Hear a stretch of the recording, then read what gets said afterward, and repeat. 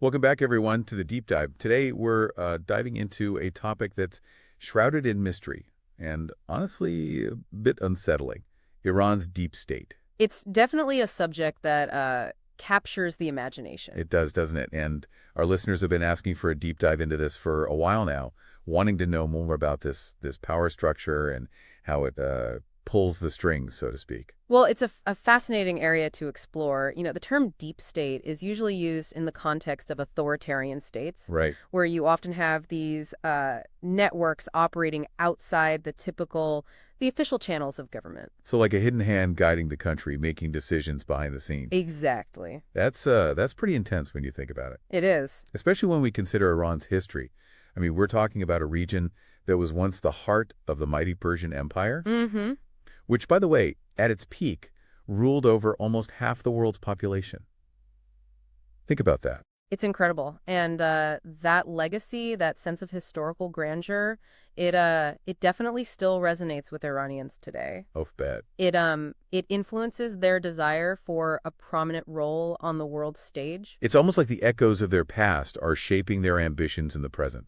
In a way, yes. Okay, so to really understand this deep state, we need to go back to the 1979 Islamic Revolution. Yes, absolutely. That was, that was a monumental event, a complete reshaping of the country. It was a turning point for sure. And you could argue that the modern Iranian deep state, as we understand it, it began to take shape in the aftermath of that revolution. So let's unpack that a bit. What were the key factors, the ingredients, that led to this deep state emerging from the revolution's ashes? Well, one of the things you have to remember is that right after the revolution, there was a lot of factionalism. Okay. You had all these different groups, each with their own interpretation of, what this Islamic Republic should be. So a power struggle right out of the gate. Yeah, you could say that. They were all vying for position, trying to assert their dominance. Got it. And Ayatollah Khamenei, the leader of the revolution, he was trying to maintain a semblance of unity between these groups. Right. But after he died in 1989, the political landscape really started to shift. That makes sense.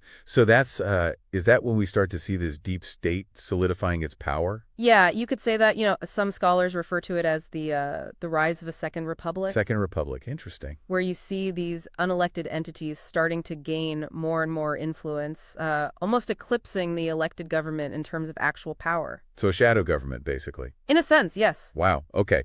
So who were the key players in this consolidation of power? Well, one figure who really stands out is Ayatollah Khamenei. Khomeini's successor. Right. He was very skilled at navigating these complex power dynamics. He strategically built alliances and, sidelined potential rivals.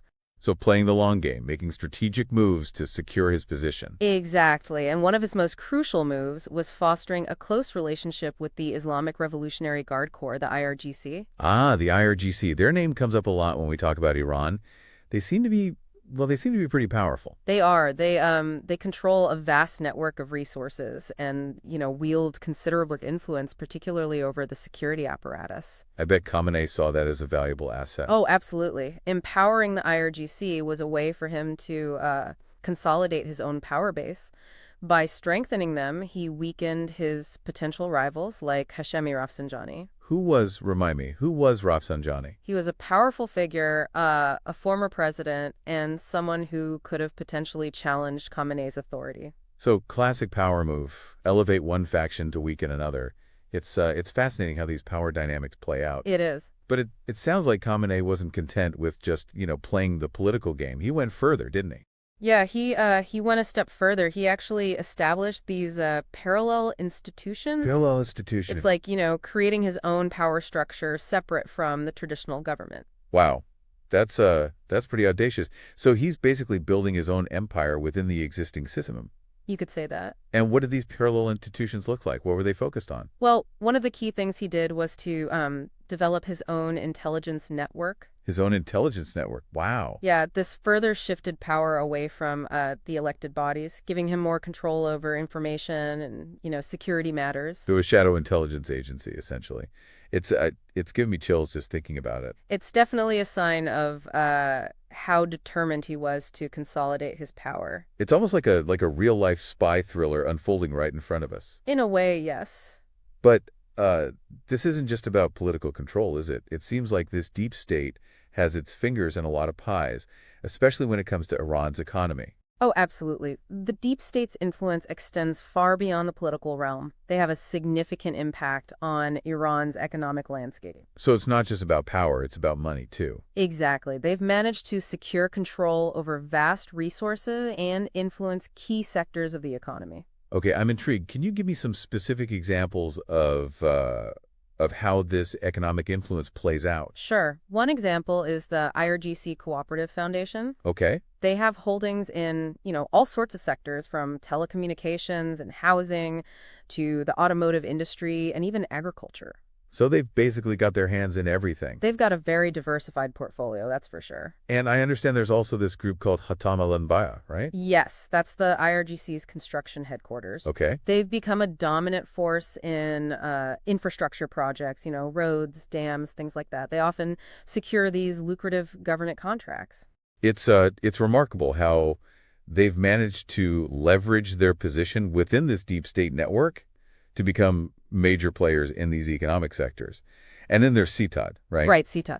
They manage a huge portfolio of assets estimated to be worth, well, billions. Billions. Billions. They have interests in everything from real estate and pharmaceuticals to oil and gas. It's a massive, massive entity. Their influence must be, well, pretty significant. Oh, it is. There have been cases where CTOD initially opposed foreign investment in certain sectors, only to turn around and secure lucrative contracts for themselves in those very same sectors. So they're playing the game, manipulating the system to benefit themselves. You could say that. And their assets, you said they're estimated to be over $100 billion. That's mind-boggling. It is a staggering amount of wealth.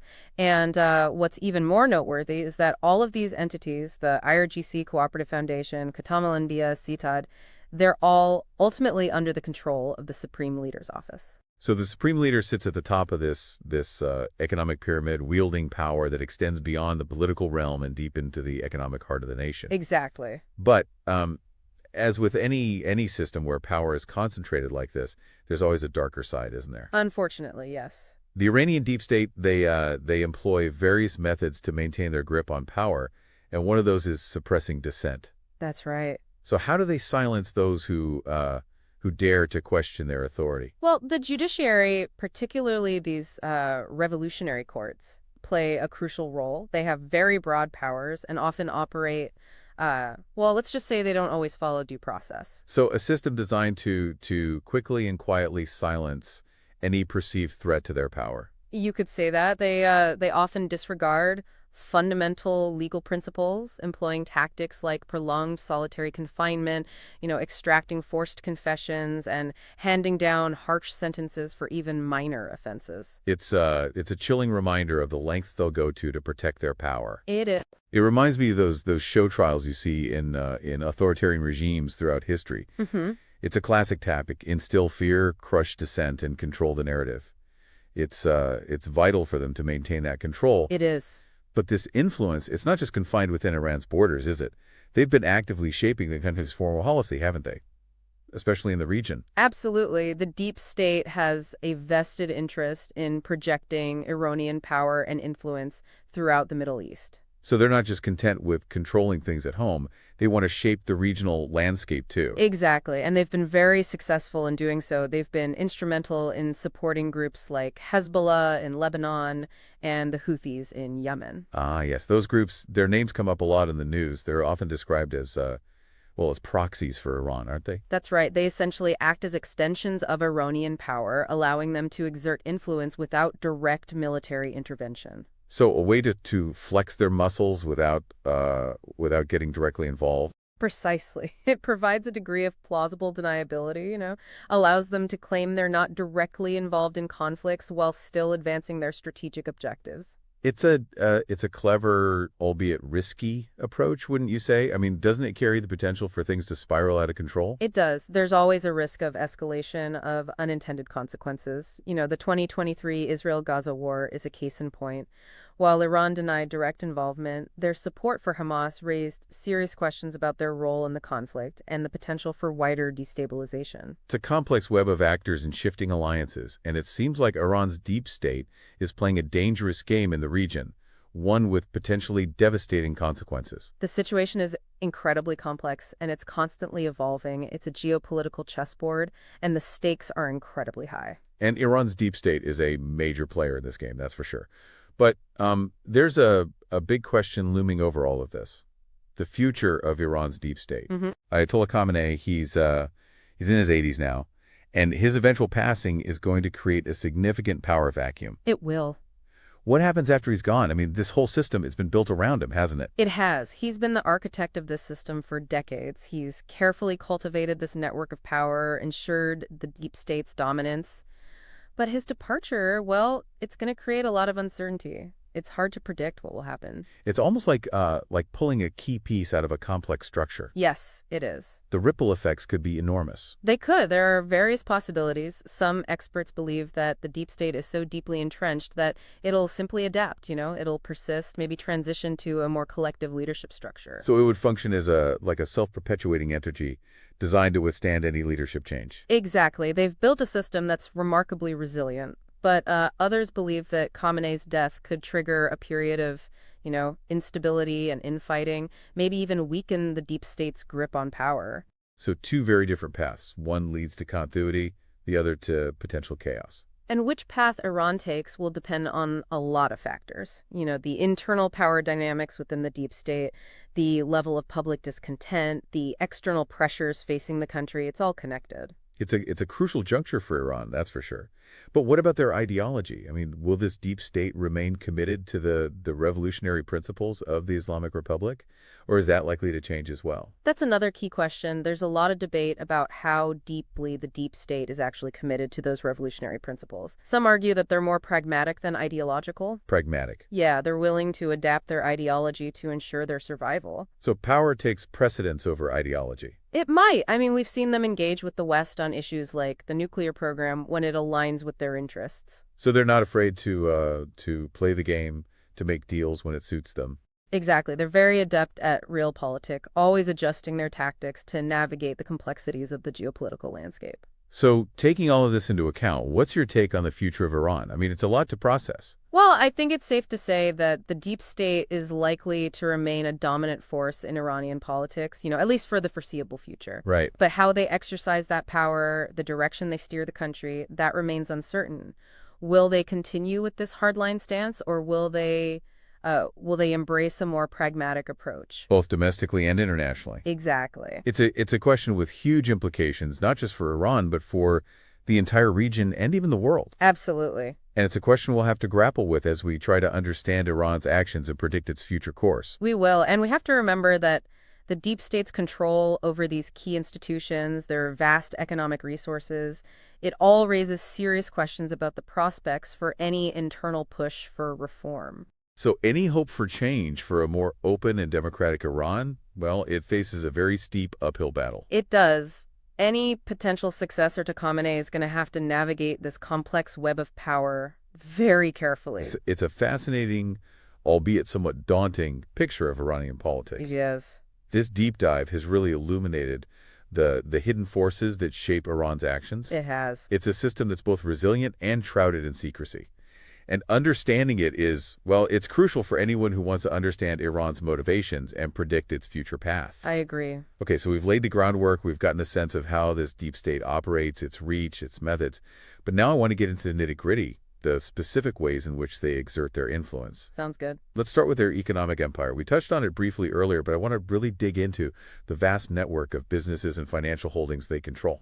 It's a crucial part of their power, isn't it? It allows them to generate wealth, fund their operations, and, well, exert influence over key sectors of the Iranian economy. It is. So it's not just about accumulating wealth, it's about using that wealth to consolidate their control and advance their objectives, right? Absolutely.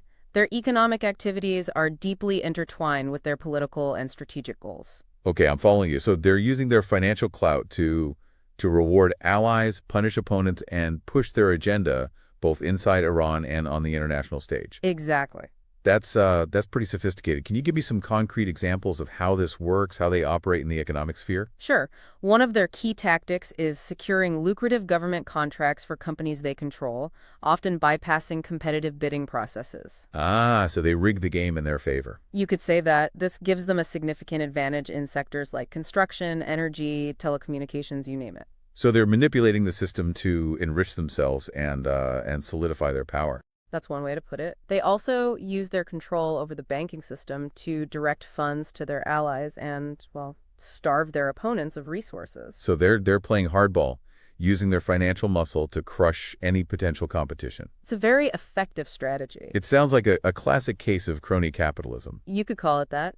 And it's created a whole network of elites who benefit from their proximity to the deep state. So it's a self-perpetuating cycle. Exactly. Economic power reinforces political power and vice versa. But this system, I mean, it's got to have some downsides, right? I mean, doesn't this kind of cronyism ultimately hurt the Iranian economy? It does. It stifles competition, discourages foreign investment, and creates a very uneven playing field. Where only those with connections to the deep state can really succeed. Exactly. It sounds like a system that's ultimately bad for the long-term economic health of the country. It's definitely a concern. It's one of the reasons why Iran has struggled to reach its full economic potential, despite its vast resources and, an educated workforce. So their pursuit of control, their manipulation of the economy, it might actually be undermining their own goals of national prosperity and strength. It's a bit of a paradox. It is. They're so focused on maintaining their grip on power that they're willing to sacrifice long-term economic growth for these short-term gains. It's a reminder that power, even when, pursued with the best of intentions, can be incredibly corrupting. It can lead to all sorts of unintended consequences. That's a very astute observation. Well, thank you. So we've talked about their economic empire, how they use it to solidify their control. But there's another key aspect of their operations, their propaganda machine, and how they use it to shape public opinion. That's a crucial element of their power. Oh, I bet. It's about controlling the narrative, isn't it? It is. They understand that controlling information is just as important as controlling the economy or the military. So it's about molding perceptions, shaping public opinion, ensuring that their version of events is the one that prevails. Exactly. And they've invested heavily in building a sophisticated propaganda machine. A propaganda machine. What does that look like in Iran? It's a multi-pronged approach. It includes state-controlled media, educational institutions, religious organizations. They even utilize online platforms. So a comprehensive effort to control the flow of information. Precisely. They want to shape the way people think. And how effective has this been? Very effective. They've managed to create an environment where dissenting voices are marginalized, critical thinking is discouraged, and, well, their narrative is often accepted as truth. So they've created a kind of information bubble, a controlled reality where they dictate what people see and hear. You could say that. It's a very controlled environment. And how do they achieve this level of control? What are their tactics? Well, one of their primary tools is censorship. They keep a tight grip on the media, restricting access to independent news sources, and suppressing any reporting that challenges their narrative. So they're essentially eliminating any alternative viewpoints, any sources of information that might contradict their message. That's right. And what about propaganda? Do they use that as well? Oh, absolutely. They use propaganda to demonize their opponents, portray them as enemies of the state, threats to national security. It's a classic tactic. Yeah, the old us versus them narrative. Create an enemy to unite the people and justify your actions. Exactly. And they're very good at it. So they've created a climate of fear where people are afraid to speak out, to question the official line. That's a big part of it. They don't want any challenges to their authority. It's a disturbing picture, to be honest. It is, but it's an important one to understand. It is. Because this control over information, it's a key element of their power. It allows them to shape public opinion, to maintain their legitimacy, and to justify their actions, both domestically and internationally. Precisely. This deep dive into their propaganda machine, it's really eye-opening. It shows the lengths they'll go to maintain their grip on power. It does. But let's move on now to another critical aspect of their operations, their security apparatus and their use of, well, surveillance and repression to keep people in line. That's a dark but essential part of their power structure. I can imagine. So they have a vast and sophisticated security apparatus designed to monitor dissent, suppress opposition, and basically enforce their control. They do. And what are their methods? How do they operate? Well, they employ a wide range of tactics, everything from surveillance and arbitrary detention to torture and even extrajudicial weddings. So it's a system designed to instill fear and obedience, to make people think twice before even considering challenging their authority. Exactly. They want to control the narrative, but they also want to control people's actions, their behavior. It's a chilling thought. It is, but it's the reality of life in Iran under the deep state. And this security apparatus, it's a key pillar of their power structure, isn't it? Absolutely. Without it, their grip on power would be much more tenuous. So this deep dive into their security operations, it's been enlightening, but also a bit unsettling. It really reveals the dark underbelly of their regime. It does. But we need to move on now to a topic that's been hanging over our entire conversation. The question of succession. The million-dollar question. Exactly. What happens to this vast and intricate power structure when Ayatollah Khamenei, the man who built it, is no longer at the helm? It's a question that's been on everyone's mind for years. I bet. Khamenei, he's in his 80s. His health is, well, it's a bit of a mystery. It is. And his eventual passing, it's going to trigger a period of uncertainty, maybe even chaos. It's inevitable. I mean, this whole system, this deep state, it's been so closely tied to his leadership. It has. He's been the architect of it all. So what happens when the architect is gone? Well, that's what everyone's trying to figure out. It's like a ship losing its captain in the middle of a storm. That's a good analogy. The question is, will the ship be able to weather the storm and stay on course, or will it be, tossed about and potentially capsize? That's the big unknown. And there are a lot of factors that will determine the outcome. Like what? What are some of the key things to watch for? Well, one crucial factor is going to be the process by which his successor is chosen. Right. That makes sense. The Assembly of Experts, a body of 88 clerics, they're responsible for electing the supreme leader. Okay. But their selection is heavily influenced by the deep state, of course. They're going to want to make sure that whoever succeeds Khamenei is someone who will protect their interests, maintain their grip on power. So it's not a truly democratic process. It's more like a carefully managed transition designed to keep the deep state in control. You could say that. But even with their best efforts, there's no guarantee that the transition will be smooth, is there? No, there isn't. There are factions within the deep state, rivalries that could erupt as they compete for influence in the post-Khamenei era.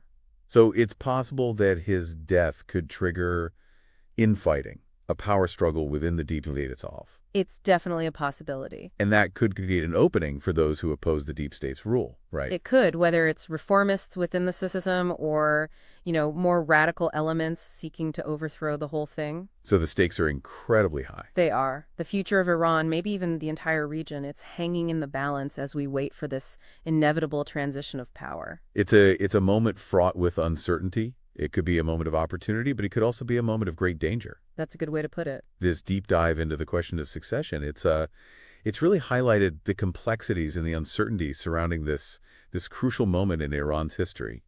It's a lot to take in. It is. But before we wrap up this part of our deep dive, I want to shift our focus to another key aspect of the deep state's influence. Their role in shaping Iran's nuclear ambitions. The nuclear issue? Yeah, that's a topic that's been in the headlines for years, and it's one that the deep state has played a central role in shaping. They have. So let's delve into that now. What's their stance on nuclear weapons? Are they for it, against it?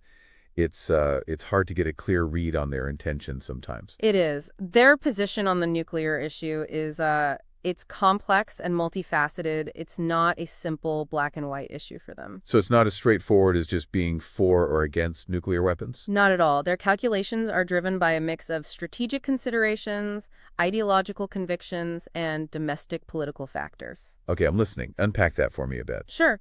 From a strategic standpoint, they see nuclear capability as a deterrent, a way to protect themselves against potential threats. Threats from who? The U.S., Israel? Both, primarily. They believe that possessing a nuclear arsenal, or at least having the capacity to develop one quickly, would make them less vulnerable to attack or pressure from outside forces. So it's about projecting strength, making sure no one messes with them. Exactly. They want to be seen as a force to be reckoned with, a country that cannot be easily intimidated or coerced.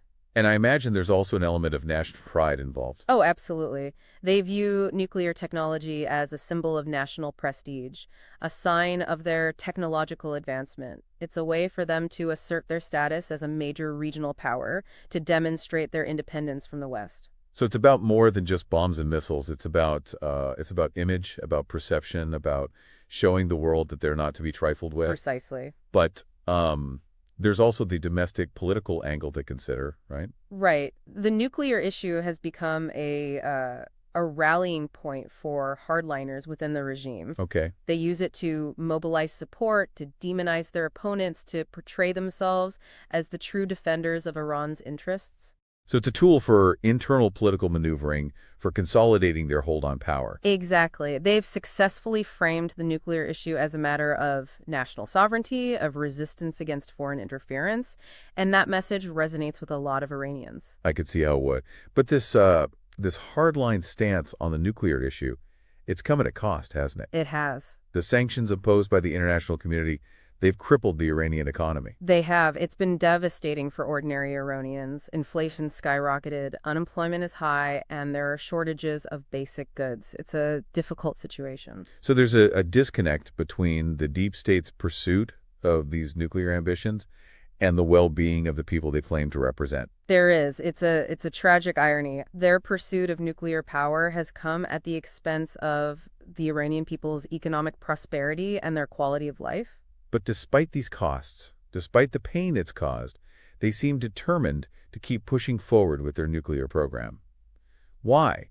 Why not choose a different path, a path that prioritizes the well-being of their people? It's a complex calculation. You have to remember they believe that the benefits, the potential benefits of having this nuclear capability, they outweigh the costs. Benefits like what? Well, they see it as a deterrent, as we discussed, a way to protect themselves from, perceived threats from the U.S., Israel, and others. Right, security through strength, the idea that having nukes will keep them safe. Exactly. And they also see it as a way to project power on the world stage, to show that they're not to be trifled with. So a lot of it comes down to national pride, to this idea of Iran as a major regional power, a force to be reckoned with. That's a big part of it. They also believe that having a nuclear program gives them leverage in negotiations with the West. It's a bargaining chip, a way to extract concessions and get sanctions lifted. So they're playing a high-stakes game of brinksmanship, betting that they can outmaneuver the West and achieve their goals without having to give up their nuclear ambitions. That's one way to look at it. But it's a risky strategy, isn't it? I mean,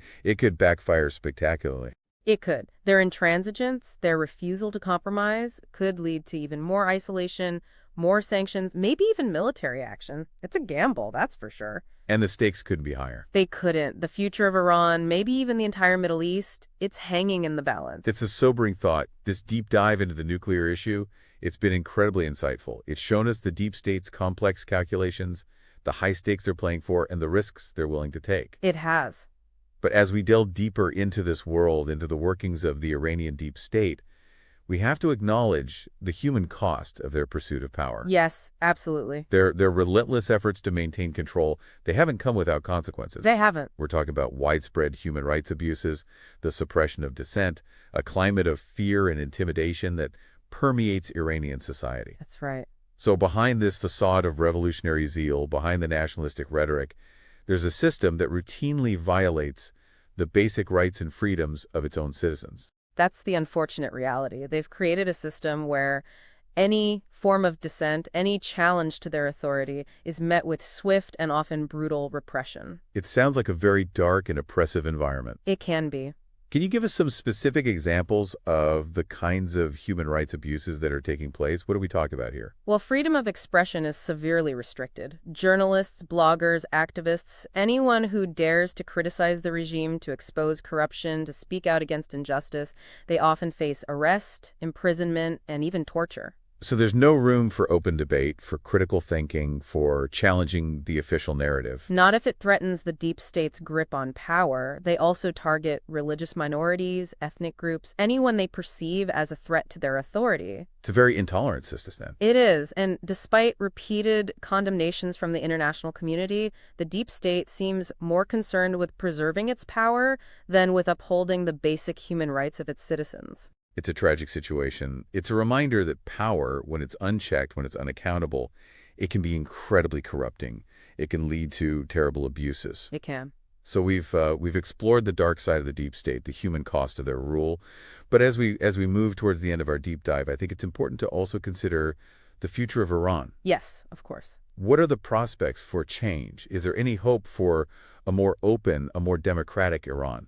It's a question that's difficult to answer definitively. The deep state's grip on power seems firm, but there are signs of cracks beneath the surface. Cracks. Tell me more about those. Well, one potential catalyst for change is the growing discontent among the Iranian people. Okay. The economic hardship caused by sanctions, the deep state's corruption, their repression, it's created a lot of frustration, a lot of anger. So there's a groundswell of resentment building up, the sense that things can't go on like this forever. Exactly. And it's possible that this resentment could boil over into open protest, maybe even revolution. I mean, the Iranian people have a long history of resistance. They've shown time and again that they're willing to fight for their rights. But the deep state, they've been very effective at crushing dissent in the past. Can they continue to maintain control if the protests escalate, if the people really rise up? That's the big question. Will they adapt? Will they reform? Or will they resort to even more brutal repression to stay in power? Only time will tell. It's a critical moment for Iran, that's for sure. And we can't forget about the question of succession. Right. Khamenei's eventual passing, it's going to create a power vacuum. It could destabilize the whole system. It could. And that could create an opportunity for change, couldn't it? It could. His death could trigger a power struggle within the deep state, different factions vying for control, and that could open up space for those who want to see real change in Iran. So the future of Iran, the future of the deep state itself, it's uncertain. It all hinges on what happens in the coming years, on how these internal power struggles play out. Exactly. This deep dive, it's been a fascinating journey, a real eye-opener. We've explored the deep state's origins, its methods, its impact on Iranian society.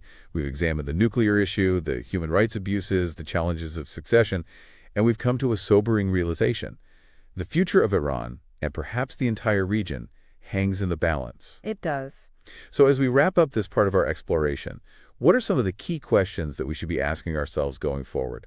What should we be watching for as we try to make sense of this complex and ever-evolving situation? Well, I think one of the most important questions is, how will the deep state respond to the growing discontent among the Iranian people? Right. Will they crack down even harder, or will they make concessions to appease the population? Another key question is, who will succeed Khamenei, and what will that mean for the balance of power within the deep state? Will the hardliners maintain their grip, or will a more pragmatic faction emerge? And finally, I think we have to ask, what is the role of the international community in all of this? That's a big one. Can they exert any influence on the deep state? Can they help to promote reform and a more open society in Iran? These are all questions that we'll be grappling with in the years to come. This deep dive has certainly given us a lot to think about. It's been both enlightening and unsettling. It has. But one thing's for sure, we'll be watching closely as events unfold in Iran, and we'll continue to explore this complex and fascinating subject in future episodes. Now let's take a quick break, and when we come back, we'll dive into another dimension of the deep state's power, their influence on Iran's foreign policy. And it's a disconnect that raises serious questions about their priorities and their commitment to the well-being of the Iranian people. It does, doesn't it? It's a troubling paradox. But despite all of this, despite the economic pain, despite the international pressure, they still seem determined to cling to this nuclear program. Why? Well, I think it boils down to a few key factors. One is this deep-seated mistrust of the West, especially the United States. They see the West, and the U.S. in particular, as a hostile force that's constantly trying to undermine them, to contain them, to prevent them from achieving their rightful place on the world stage. So a lot of it stems from historical grievances, from events like the 1953 coup, which they believe was orchestrated by the CIA, and from decades of sanctions and pressure from the West. Exactly. Those events have shaped their worldview, creating this siege mentality, this belief that they're constantly under threat and that they need to be strong, they need to be able to defend themselves to deter any potential aggression. And for them, the nuclear program is a key part of that deterrence strategy. So they see it as a way to protect themselves, to ensure their security in a hostile world. Precisely. They believe that having a nuclear weapon, or at least the capacity to develop one quickly, would make them much less vulnerable to attack or coercion. It's the old mutually assured destruction logic. The idea that if you can inflict enough pain on your enemy, they'll think twice before attacking you. That's part of it, yes. But there's also an element of, I think, national pride involved. They see nuclear technology as a symbol of their scientific prowess, their technological advancement, their ability to stand shoulder to shoulder with the world's leading powers. So it's not just about security, it's also about status, about prestige, about showing the world that Iran is a force to be reckoned with. Exactly. And then, of course, there's the domestic political angle. As we discussed earlier, the nuclear issue has become a rallying point for hardliners within the regime. It's a way for them to mobilize support, to demonize their opponents, to portray themselves as the true defenders of Iran's interests. So it's a tool for internal political maneuvering, a way to consolidate their power and silence any dissent. It is, and it's been a very effective one. They've managed to frame the nuclear issue as a matter of national sovereignty, a fight against foreign interference, a struggle for Iran's rightful place in the world. And that message resonates with a lot of Iranians, even those who are suffering economically because of the sanctions. It's a powerful narrative, that's for sure. But it's also a dangerous one, because it's led them down this path of confrontation with the West, a path that's resulted in isolation, sanctions, and the constant threat of military action. It has, and it's a path that's very difficult to turn back from. They've invested so much, both politically and economically, in this nuclear program that it's hard to see them simply abandoning it now. So they're stuck in this cycle of escalation, of brinksmanship, pushing things further and further, hoping that the West will blink first. It seems that way, and the question is, how long can this go on? At what point does the risk of conflict, of miscalculation, become too great? It's a question to keep a lot of people up at night, that's for sure. This deep dive into the nuclear issue, it's been really illuminating. It's given us a much clearer understanding of the deep state's motivations, their calculations, the risks they're willing to take. I'm glad you found it helpful. I have, definitely. But as we wrap up this exploration of Iran's deep state, I think it's important to step back and consider the bigger picture. What does all of this mean for the future of Iran, for the region, for the world? That's the big question, isn't it? And it's one that's very difficult to answer with any certainty. I imagine so. There are so many variables at play, so many potential scenarios. But I think it's safe to say that the Iranian deep state, with its complex web of power, its economic influence, its control over the security apparatus, and its unwavering determination to pursue its own interests, it's going to continue to be a major factor in shaping events in the region and beyond. So we'll be watching closely, trying to decipher their moves, to understand their motivations, and to anticipate the consequences of their actions. We will, and we'll be here to guide our listeners through the twists and turns of this ongoing saga. Excellent. Well, on that note, I think we've reached the end of our deep dive into the world of Iran's deep state. It's been a fascinating and at times unsettling journey, but one that's been incredibly informative and thought-provoking. I agree, and I hope our listeners have found it valuable as well. I'm sure they have. So until next time, keep exploring, keep questioning, and keep seeking a deeper understanding of the forces that shape our world.